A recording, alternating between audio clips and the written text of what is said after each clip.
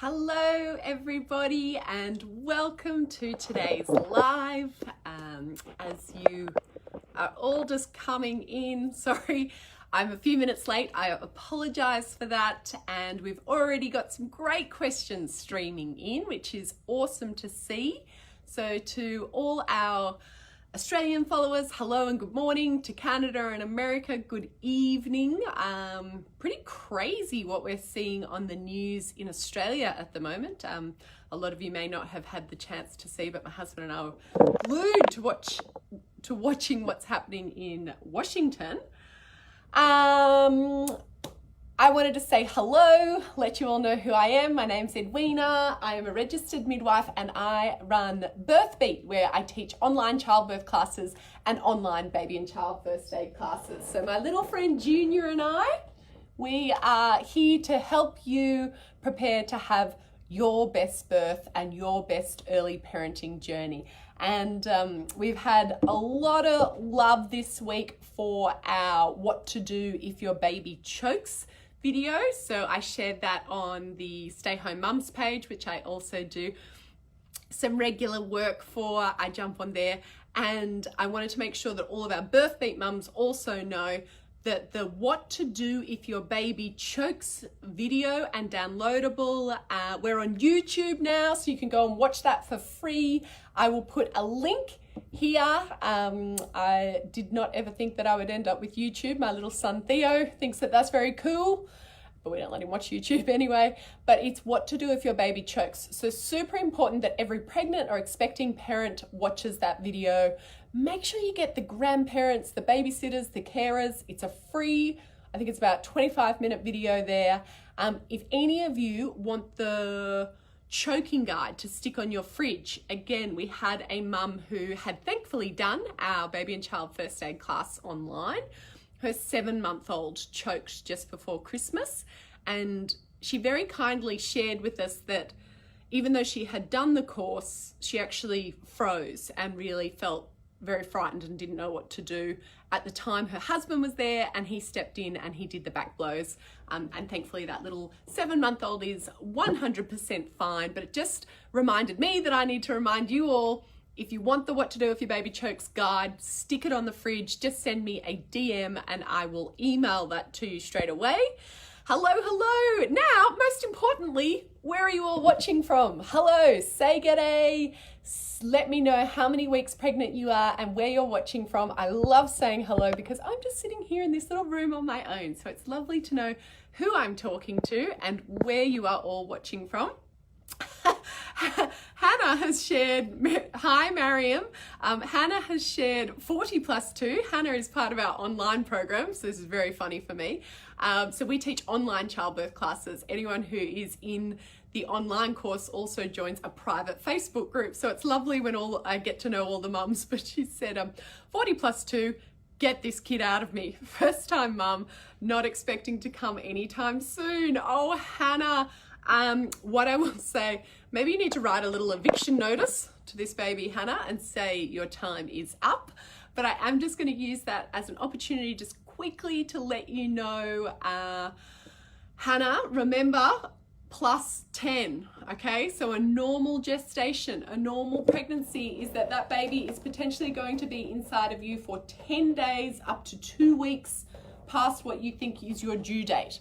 And that's still considered a normal pregnancy. So I actually, if you're early in your pregnancy and you're watching this, my best tip that I can give to you is, rather than thinking about your actual due date, and I use Polly as an example, and I always tell this story. Polly was due on the 6th of February. 6th of February came and went, and I sat at the kitchen table sobbing because I was so over it, and it was February, so it was hot in Australia. I had this big belly and I just wanted to meet my baby, and had someone shared with me, just add 10 days or 2 weeks to that date. There wouldn't have been that sense of disappointment. Also, friends and family start to call you, message you, and it puts a lot of pressure on you, particularly as a first-time mum. So my absolute golden tip is, I don't want you feeling like, oh, come on, baby, I'm over it. So add 2 weeks to what your current due date is now and start saying that new due date, because then mentally, if you go earlier, that's okay. But if you're going overdue, you're not feeling exhausted and wanting to rush things, because labor and birth is not something that likes to be rushed. But I'm sorry, Hannah, 40+2 and she's over it. Felicity, hello Felicity. Hi, my little one was born 2 weeks ago at 36 weeks and 9 days.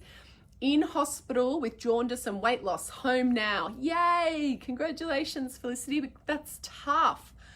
Slowly putting on weight, mainly feeding EBM via bottles and small breastfeeds. Baby has started having green poos, were previously yellow.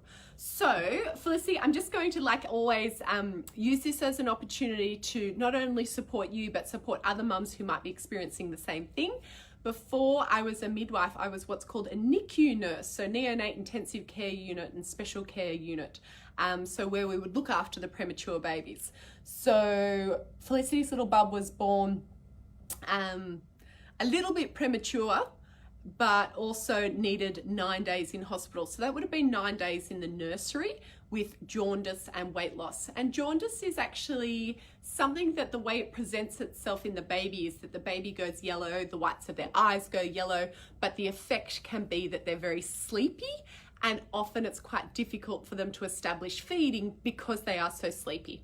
So their body is working really hard on processing the jaundice, and therefore sometimes it's challenging to feed them, which I imagine is what you've experienced, Felicity. So still early days. I think the first thing I'm going to say to you is, so your little bubba now is 38 weeks, or corrected. So still meant to essentially be inside of your tummy. So I think it's good just to remind yourself of that. And I often remind the mums who have prem babies of exactly that, because it's hard. We have these expectations of ourselves and of the baby, but remember, bub was still essentially likely to be inside of your belly. So first things first, go easy on yourself and go easy on bub. She is probably, is it a little girl or a little boy? I think it's a little girl. She is probably going to be a little bit slower still to put on weight. So that is absolutely fine. Continue with the small breastfeeds. Absolutely. Yes. Now around the green poos. So what we, midwives love talking about newborn poo. But what we expect is that the baby's poo will start to become what we call a transitional poo. And often it gets like little, substances to it. I'll actually put a poster up on Instagram and on Facebook just to show the different stages and what we expect poos to look like. With green poos, it depends on how green and what the substance is like. I imagine your midwife is still visiting you. I know this sounds gross, but I actually want to know what that poo looks like. Sometimes, particularly if they're only breastfed, it can be that they're not getting the full feed out of each breast. So it's important when they're breastfeeding that they're not just having the beginning of the feed from that breast, but they're actually draining that whole breast. That's really important before you offer the next breast. So just be really conscious of that, Felicity, when you're breastfeeding, is making sure that you are finishing and draining a whole breast. She's likely, or he, sorry, I don't know what it is. I'm just going to say she is likely still gets quite tired quite easily, I imagine. So just waking bub up, really, kind of unwrapping them or unswaddling them, bringing them out into the sunlight. This is for the daytime feeds, obviously not for the nighttime feeds. And really making sure that each breast is really well drained, because we don't want them just to be having the front of that milk. And that should help with the poos, but I would just get your midwife to have a look at it. Hello. Georgie's watching from Tamworth, 27 weeks. Hello. Mariam, Sydney, 27 weeks. Alana, first time mum, 2.5-week-old bubs from Perth. Hello, Alana. Alexandra, 6-week-old little girl. Cairns. Oh, we have vaccines tomorrow. Would you recommend baby Panadol after them or not? I've seen and heard mixed opinions. Look, Alex, firstly, there's actually something that I would recommend before Panadol.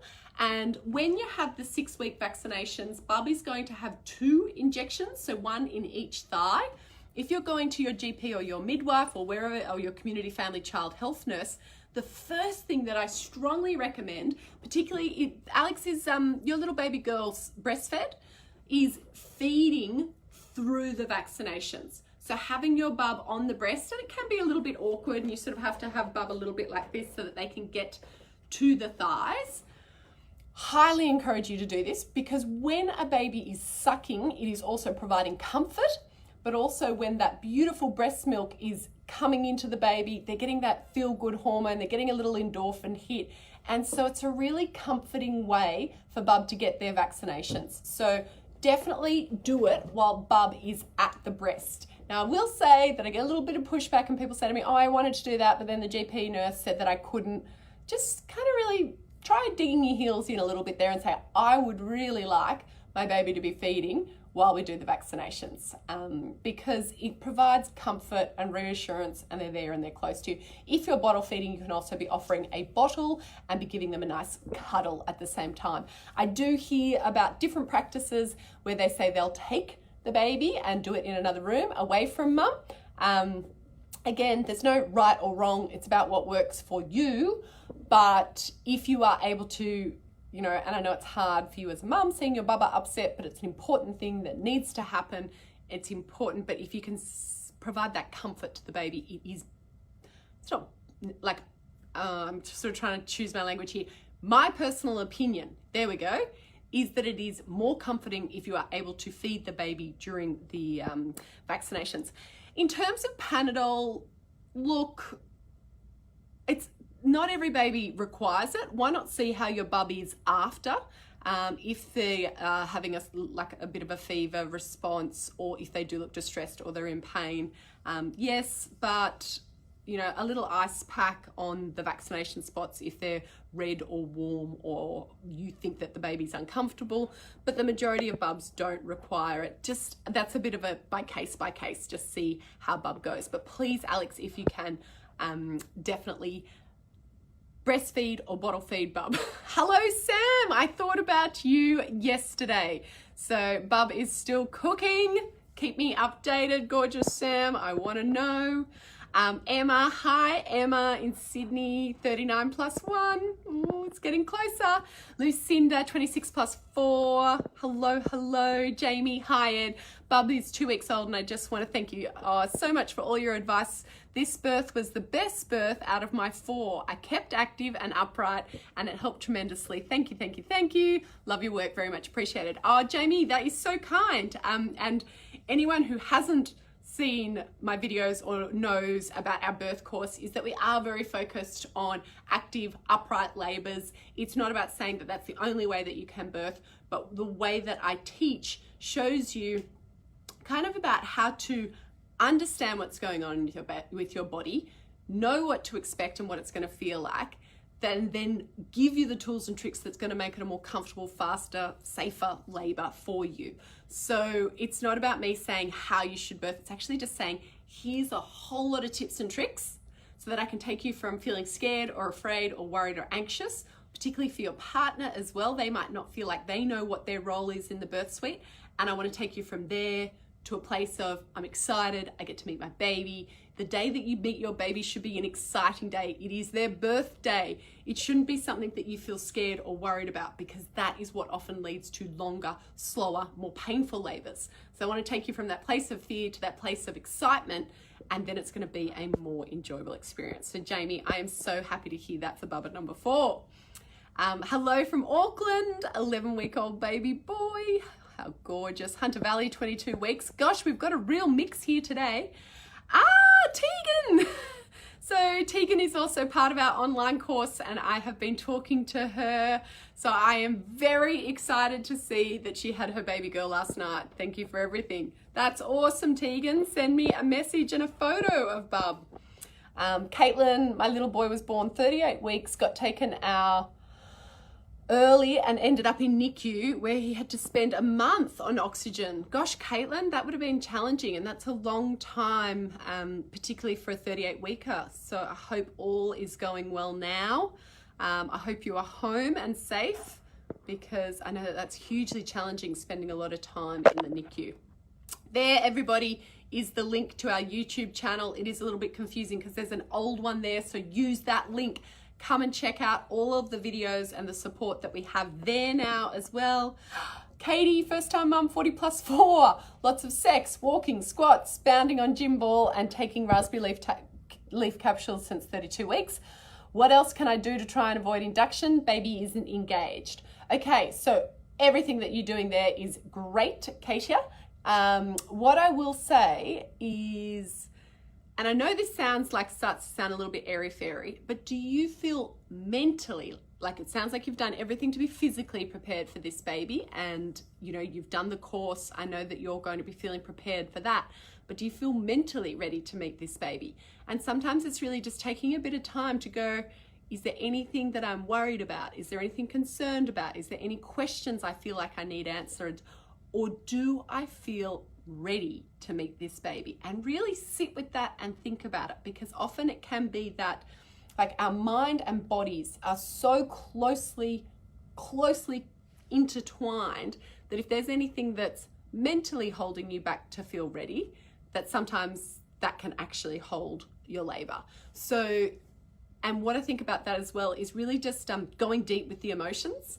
And sometimes that can be watching a really good rom-com or watching a really sad movie if you have something that that triggers you emotionally, because with that comes a release of oxytocin, and that can help you go into labor as well. So just try all of those things. Maybe just sit down with a pen and paper, write a letter to this baby and let them know that you are truly ready. And then let me know when Bub arrives. Don't worry about not being engaged. Not all babies are engaged when you go into labor. That's a bit of a myth. Chelsea has said, hi Edwina, how often should Bub be pooping if I'm breastfeeding and started once a day puree feed? Baby is 6 months old and has really hard, thick, small poos. So Chelsea, I will answer this again for everybody, because the first, if they're exclusively just breastfed, sometimes a newborn baby won't poo up to 2 weeks if it's just breastfed, because the body reabsorbs everything that you're getting from the breast milk. So I'm don't be too concerned about exclusively breastfeeding babies. But the fact that you've just started to introduce some once a day puree can actually be contributing to a bit of constipation, because the body's now getting used to having to digest and process that puree. So again, it's like a transition time. You remember what the poos look like when you first had your baby, and then the poos transition. Now that you're introducing solids, the poos are going to go through a transition period as well. Often it can be dehydration as well, because again, the poo is dehydrated essentially, especially if it's thick and hard. So be offering Bub water in between the breastfeeds, and maybe just looking at introducing something like some fruit into that puree to help process the poos. I wouldn't worry too much unless she's distressed about it. Again, baby massage, little peddling when you're changing nappies, things like that are all going to help with the constipation. But definitely trying to increase as much water as you can as well. Chelsea will help Bub with that. And it is just kind of realizing that it's a process of transition. Cool. Hello. Hi, Susan. 30+6.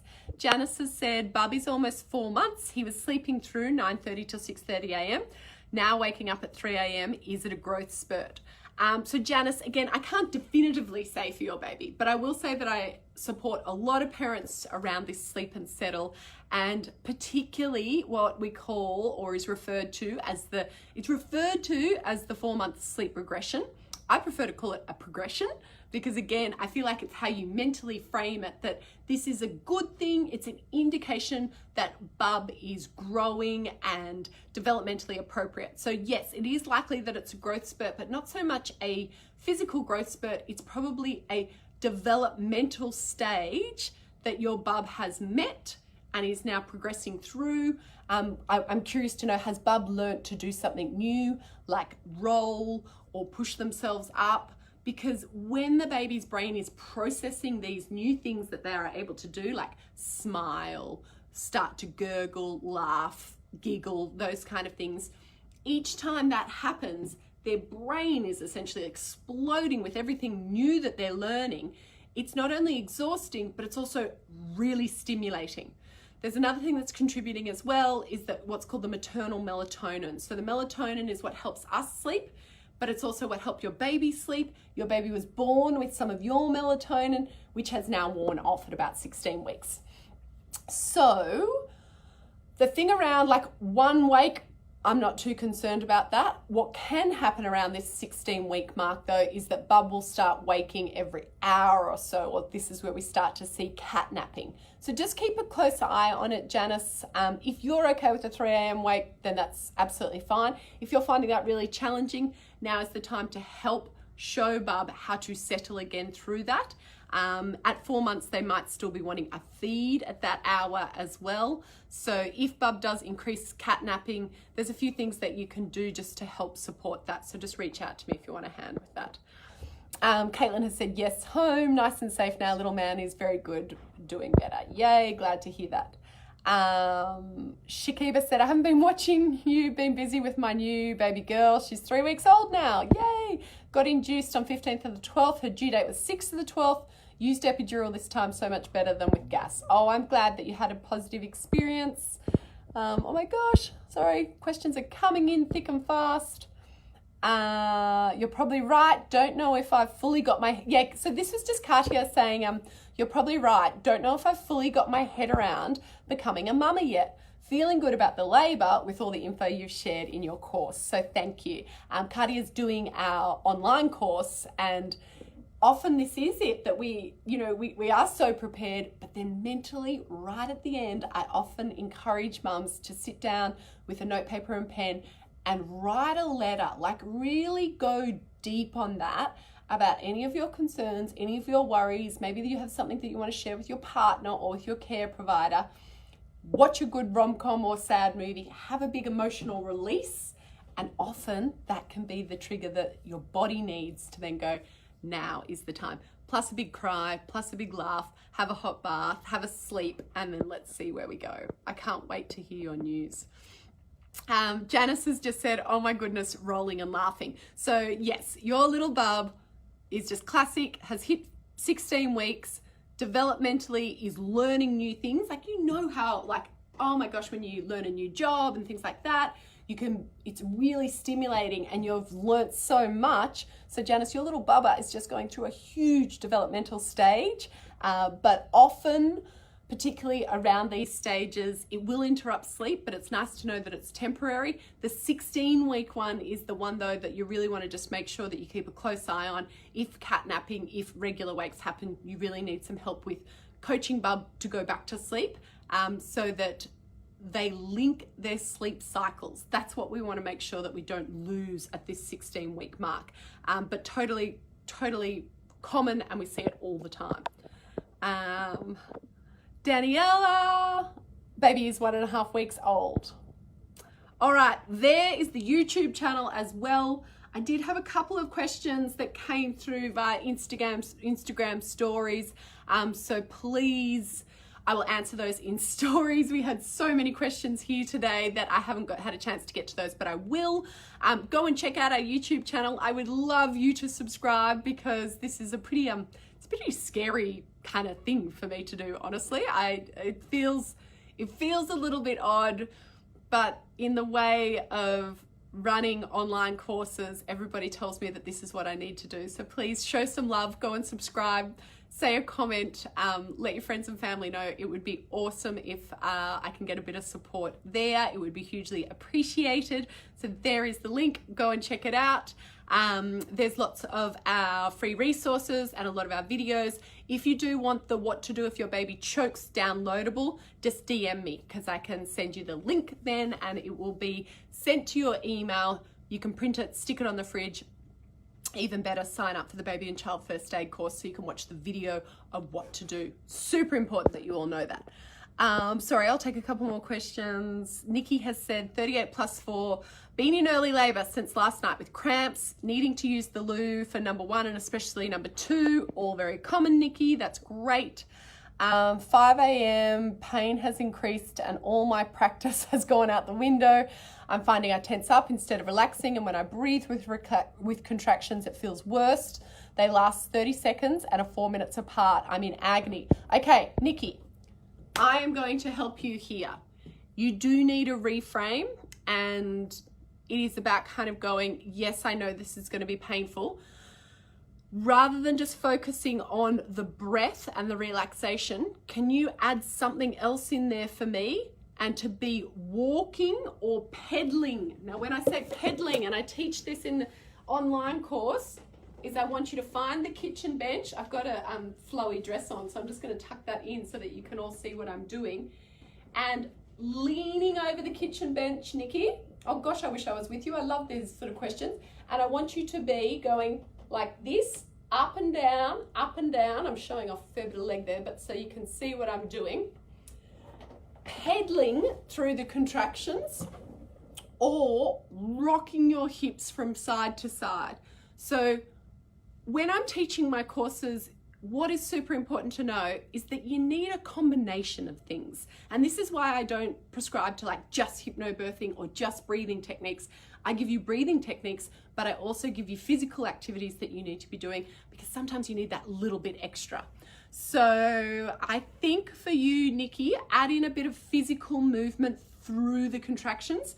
Get your partner even to put their hands on your hips and physically be swaying you through the contractions. And send me a DM after this if you like as well. See if that helps. If they increase with intensity as well, get into a nice hot shower and have the hot water coming down onto your lower back. That is going to help you. Get a heat pack heated up and get that on. And really, when they get more intense, are you having a home birth or are you having a hospital birth? It might be time for you to start moving towards where you're going to birth your baby.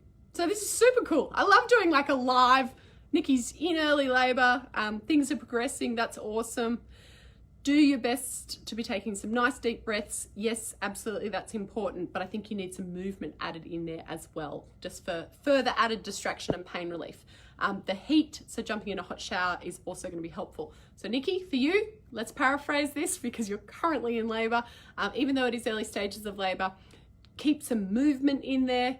Yes, continue to focus on your breath. Find some hot water, so either hot shower or warm bath or heating up a heat pack and getting that there. So exciting. Let me know how you go. Mel, my 4.5-month-old loved baths when she was younger, following your no cry method, but now she doesn't like them at all. So Mel, again, it's probably a transition stage there. So 16 weeks, so that for 4.5 months, we know that bubs will often go through different stages around sleep and bath and eating as well. And again, it's referred to sometimes as a regression. It's definitely a progression. Just try mixing it up how you're bathing bub. So the option is also to introduce bub to showering with you or your partner, or you having baths with the baby if you have a big, actual bath. And it's just about mixing it up a little bit and trying it. It is likely that it's not going to last. It's just a stage and they will come through it the other side. Thank you. Sam's just said good job on the YouTube. So thanks, Sam. She's gone and checked it out. I can't stop thinking about Nikki now. I wish I was there, but use all those tips. They're going to help you hugely. Can't wait to hear your news.